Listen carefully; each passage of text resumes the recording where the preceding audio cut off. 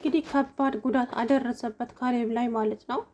ያጣ ለማኝ ተሳድቦ ሄዳል እንደሚባለው እሱም እንግዲህ ሚስቴን እንዴት ትቀማኛለህ ባመንኩ እያለ እሱስ ምን ሲያደርግ እንደከረመ ባላውቅም እንግዲህ ካሌብን ጉሮሮውን አንቆት ነበር ትናንትና። ካሌብ ትልቅ ጉዳት ደርሶበት እንግዲህ በውጭ ዶክተሮች እየታከመ ይገኛል። ዳኒ ጀግንነቱን ካሌብ ላይ ተወጣ። ቲና ግን በጥፊ ስትመታው እስከዛሬ ምንም አላለም ነበረ። ካሌብ ግን በየዋነቱና በሞኝነቱ ሚስቱን ተቀምጦ ለዛውም እዛው ቤት ውስጥ አብሮ እየኖረ ከሚስቱ ጋር እላው ላይ ቁማር ሲጫወቱ ኖረው ካሌብ ችላ ባይነቱ እንግዲህ ዋጋ አስከፍሎታል ማለት ነው። ምክንያቱም ቀደም ብሎ ይሄንን ነገር ቢናገርና እውነቱን ቢያጋልጥ ኖሮ ይሄ ጉሮሮ መታነቅ ድረስ ባልደረሰ ነበረ። ዳኒ እንግዲህ ትናንትና በጣም ተናዶ በዛ ላይ አባባ እናደውታል። ሲቀጥል ደግሞ እኔ ላንቺ ብዙ ነገር አስቤ ብዙ ተመኝቼ ነበረ፣ ሀሳቤ ሜዳ ላይ ቀርቷል። ምንም ማድረግ አልችልም። ከዚህ በኋላ የኔ ሁኚ ብዬ አላስጨንቅሽም ኤደን፣ የራስሽን ህይወት ሀብታም መርጠሽ ማግባት ትችያለሽ። እኔ ስማ ፍቅር እንጂ ሀብት ንብረት ደሃ ብዬ አይደለም የቀረብኩ። አንተ ግን ገንዘብ ትወዳለህ። ስለዚህ እስከ ዛሬ ድረስ እድሜን፣ ጊዜን፣ ሰዓቴን ስለበላህብኝ ለእያንዳንዱ ነገር ዋጋ አስከፍልሃለሁ። ዳኒ ምን አይነት ባለጌ ሰው ነህ? ደግሞ ገና ያልተመለሰልኝ ብዙ ጥያቄ አሉኝ አንተ ጋር ስትለው ከዚህ በኋላ ብሎ ጥሏት ሄደ። እሷም ደግሞ ከእንደዚህ አይነት ነገር መቼም አንተን እንደዚህ ጠርጥሬም አስቤም አላውቅም፣ ለካ በጣም ባለጌ ሰው ነህ ብላ በንዴት እንግዲህ ገለጸች። ከዛም ስትበር መጣችና አባባ ላናግር እፈልጋለሁ አለችው። እሳቸውም ደግሞ ታዲያ ምን ያመናቅርሻል? በስነ ስርዓት አታወሪም እንዴ ስትላት ቲና ስነ ስርዓት ያዢ፣ አንቺ እንደዚህ ልትናገራት አይገባም። ቆይ እቺ ሴት ማነች? ምንድነች? ጭራሽ ማነች? ምንድነች? እያለ ቲናን በጣም ተናገራት። ዳኒ አባባ ተነሱ ውጡ ብሎ ዳኒና ቲናን አስወጣቸው። እሷም ደግሞ አባዬ አሁን ለምጠይቅህ ጥያቄ ለእያንዳንዱ መልስ እፈልጋለሁ። ጠይቅኝ የኔ ልጅ፣ የምችለው ከሆነ እመልሳለሁ። ምንድን ነው እሱ? ቆይ ዳኒ ሌባ ነው እንዴ አባዬ? በእርግጥ ሲሰርቅ አላየሁትም። እና ታዲያ ለምን እንደዛ አልሽ አንቺ? አባዬ እሱ በእርግጥ ጥፋት አለበት። ሰው እንዴት 4 ሚሊዮን ያክል ከአንድ ግለሰብ ላይ ይጠይቃል? 4 ሚሊዮን ብር ዝም ብሎ ይሰጣል ወይ? እንኳን 4 ሚሊዮን ብር 400,000 ብር ዝም ብሎ አይሰጥም ያለ አንድ ታዥ። እሱ ግን በድፍረት ጠይቆህ ነበረ። ያ ደግሞ ጥፋት ነው። ግን ደግሞ በዚህ ልክ እንደዚህ ልትናገሩትና ልታበሻቅጡት ወይም ልታሸማቅቁት አትችሉም ማለች እንዴ? እኔ ምን አደረግኩት የኔ ልጅ? እሱ ስራ አይሰራም እንዴ? እስከ መቼ ነው የሰው እጅ ጠብቆ የሚኖረው? እኔ እኮ እንዲማርበት እንጂ እንዲማረርበት አልነበረም ያንን ነገር ያደረኩት። ምርጫ ሰጠሁት። ከ3 ነገር ውስጥ አንድ አነሳ፣ እድሉ ሆነና እሱም እጣው የደረሰው 10 ብር ብቻ ሆነ። ስለዚህ እኔ ምን ማድረግ አለብኝ ታዲያ? እድሉን ይውቀስ እንጂ አባዬ አሁን ለዚሁ ነው የመጣሁት። በቃ እሺ አመሰግናለሁ ብላ ስትበር ሄደች። ከዛ በኋላ ከካሌብ ጋር ተገናኘችና ኤደን ዘለሽ ትዳር ውስጥ ከመግባትሽ በፊት ስለ ዳኒ እያንዳንዱን ነገር ማጣራት አለብሽ። በኋላ አስወጡኝ፣ ጎትቱኝ፣ ጣሉኝ ብትይ ማንም አይሰማሽም። ስለዚህ በጥንቃቄ ስለ ዳኒ ማንነት ማጣራት አለብሽ። ካሌብ እባክህን አታስጨንቀኝ። ምንድን ነው እሱ? ንገረኝ እባክህን የምታውቀውን ነገር። እኔ ምንም ልነግርሽ አልችልም፣ ግን ደግሞ ማየት ማመን ነው። እራስሽ በራስሽ ጊዜ ብታዩ ይሻልሻል አላት። እሷም ደግሞ በጣም ተናደደች እና ካሌብ እኔ ካንተ እንደዚህ አይነት ነገር አልጠብቅም። ምንም ቢሆን እኮ ዳኒ ፍቅረኛዬ ነው። ታዲያ እኔ ምን አደረግኩ? እሺ ዳኒ እህቱ ደግሞ ለምን እንደዚህ የምትሆነው? እህቶ መሆኗን በምን አወቅሽ?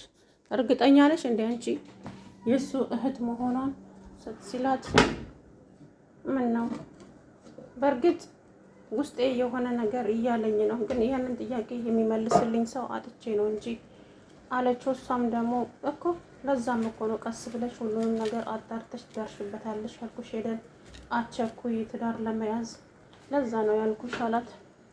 ስለዚህ ዳኒና ቲና እህታማቾች አይደሉም ማለት ነው ስትለው፣ እሱን አላውቅም፣ ግን አንቺ በራስሽ ጊዜ የምትደርሽበት ጊዜ ይኖራል። እሺ ካሌብ አመሰግናለሁ ብላ ጥላው ሄደች ካሌብን።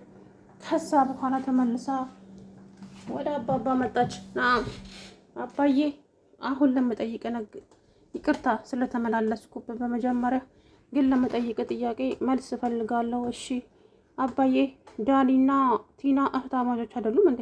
ወይ ጉድ! ዛሬ ደግሞ ምን አይነት ነገር መጣብኝ? ደግሞ ምንድን ነው እሱ? አባዬ ንገረኝ። ማን ነው እንደዚህ ያለሽ? ካሌብ ነው ያለኝ። እህትና ወንድም አይደሉም አለሽ? አዎ ብሎኛል።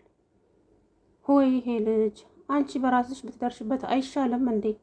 በእርግጥ እኔም ውስጤ የሆነ የተጠራጠረው ነገር አለ።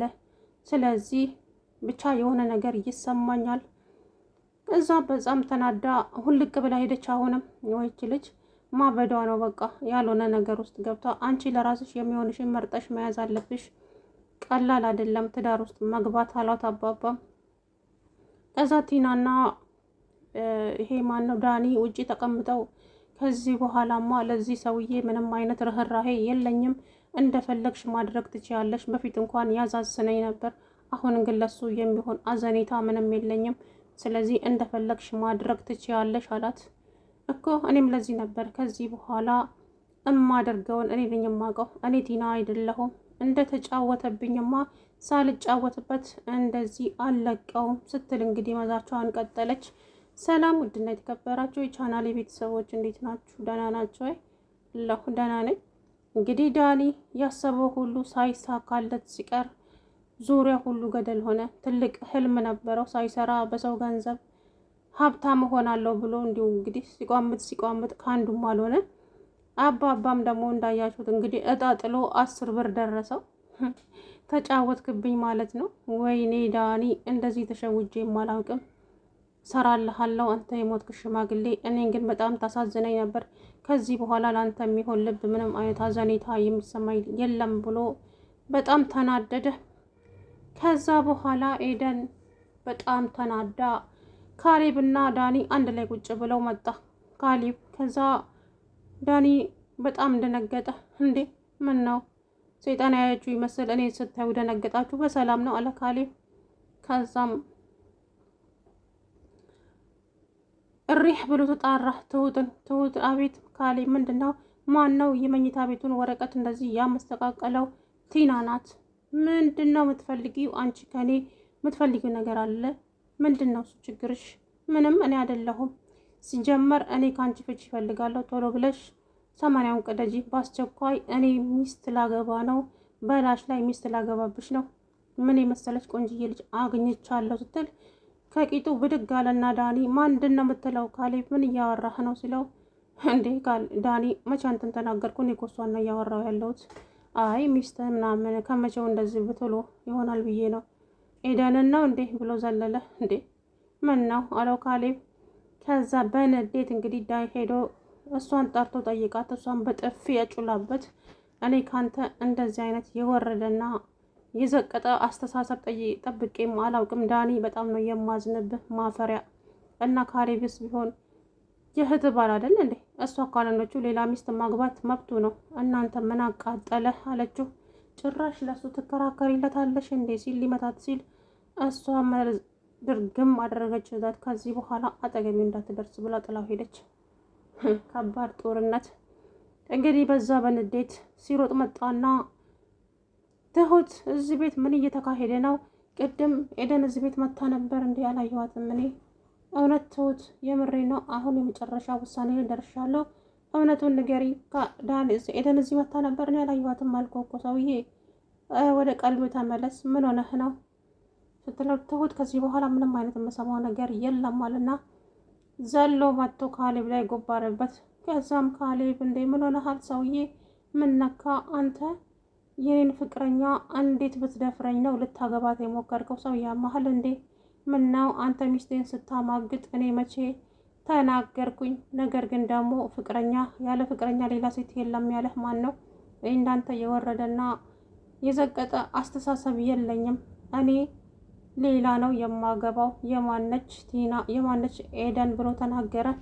ከዛ በኋላ አታሞኘኝ ባክህን፣ ዝም ብለህ አፍህን ዘግተህ ቁጭ በል ካሌብ፣ የምሬን ነው፣ ዋጋ አስከፍልሃለሁ። እኔ በኤደን የመጣብኝን ማንም አልምርም። ስለዚህ ከኤደን ላይ አይንህን ብታነሳ ነው የሚሻልህ። አይ ካልክ ግን እዚሁ ጋር ጨርሰሃለሁ ሲለው እንግዲህ ጉሮሮን ድርግም አድርጎ ያዘው። ሰውዬ ጉሮሮ የለቀቀኝ ሲለውም አለቅም ብሎ ሲታገሉ እንግዲህ ካሌብ ትልቅ ጉዳት ደረሰበት። እንግዲህ ሆስፒታል ገብቷል ማለት ነው ካሌብ በሚያሳዝን ሁኔታ። ዳኒ አንዳንድ ጊዜ የጅብ ችኩል ቀንድ ይነክሳል የሚባለው ነገር ከምኑም ስላልሆነ ብቻ አሁን ተስፋ ቆረጠ። ተስፋ ሲቆርጥ ደግሞ ሰዎችን የሆነ ነገር ማድረግ በቃ አለ አይደለ ሰዎች ላይ ጉዳት ለማድረስ እንደዛ ነው ሀሳቡና ያ ሁሉ እንግዲህ 4 ሚሊዮን ብር በ10 ብር ሲቀየርበት በአንድ ጊዜ ተስፋ አስቆረጠው። ምንም ማድረግ አይቻልም። አንዳንድ ጊዜ የሰው ነገር የሰው ነው መቼም የሰው ነው የራስ ሊሆን አይችልም። በላባችሁ ያመጣችሁት ነገር ነው በረካ የሚኖረውና ዳኒም እንግዲህ